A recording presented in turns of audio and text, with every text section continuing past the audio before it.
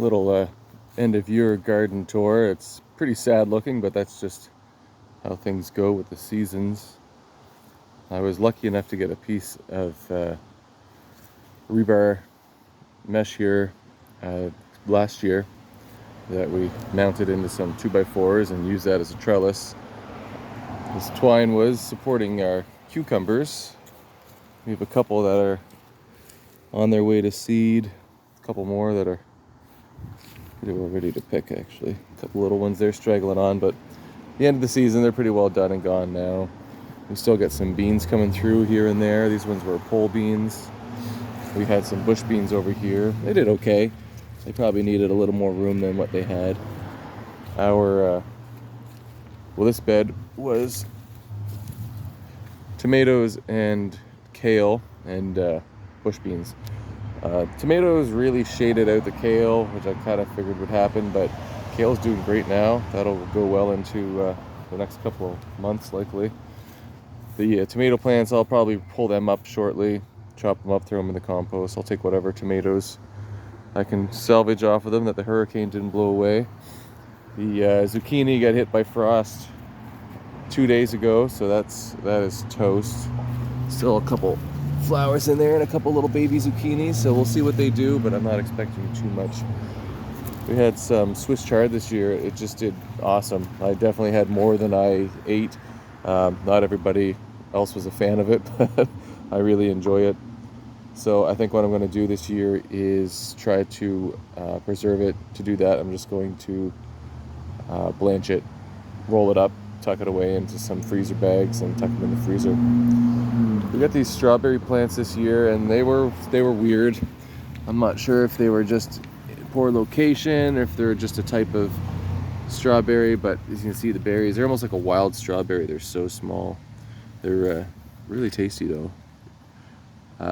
Critters got most of the berries over the summer, but I'm going to mulch these down with some straw, hopefully preserve the roots a little bit, and hopefully we'll see them pop up next year.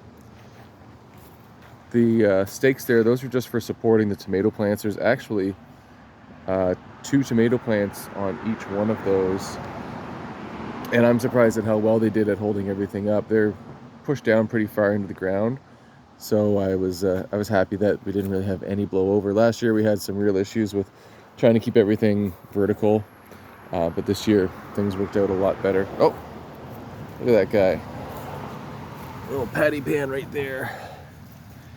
Little patty pan squash. Pick that guy up in a bit. And I've been covering and uncovering our peppers the last couple of days. There's still some peppers on here. They're doing okay. I'm going to try to winterize these. I tried last year to do it, but I forgot to water them when they were inside, so they just dried up and died. But I think I'm just going to pick the strongest 2. I'm going to put them in the garage where it's fairly cool, but it is, not too cold. I'm just going to put them by a window, keep an eye on them, water them as needed. I'm really hoping that the rest of my dahlias bloom this year. I went off a little crazy with dahlias. I went to the dahlia sale that they had here in Halifax. The Dahlia Society put it on, and I bought everything that I thought would be beautiful. But I mean, it's hard to say no to flowers that look like this, isn't it? This here is Frizzy Lizzie. Really nice one. I'll definitely be saving all of these tubers for next year and growing them up. This one here is a Ben Husta. It hasn't flowered yet. It was supposed to be a dinner plate dahlia, so we're talking like a 10-inch flower. It was really slow to start, so I don't know what I'm going to do with that. I started earlier, I guess, inside next year so that it would get a little more height on it. But yeah, I'd really love to grow just one huge dahlia just to see what they look like and how to take care of them.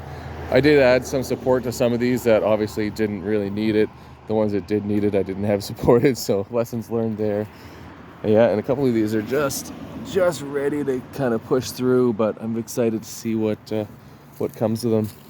So over the next couple of weeks, we'll just be shutting the garden down, leaving what we can. I mean, we'll leave the kale, but most of the stuff will be torn up and repurposed. By repurposed, I mean chopped up and ran over with the lawnmower and thrown into our compost bin. And then I will probably fertilize this soil just so it's kind of ready for spring next year. I've been lucky that we've had really good soil the last couple of years. I bought some soil 2 years ago and I still have more than I needed, but we've also been amending it in the fall and the spring, and I found that it made a huge difference this year with plant growth, plant yield. Everything looked healthier, everything was really green, so I'm hoping to repeat that again next year.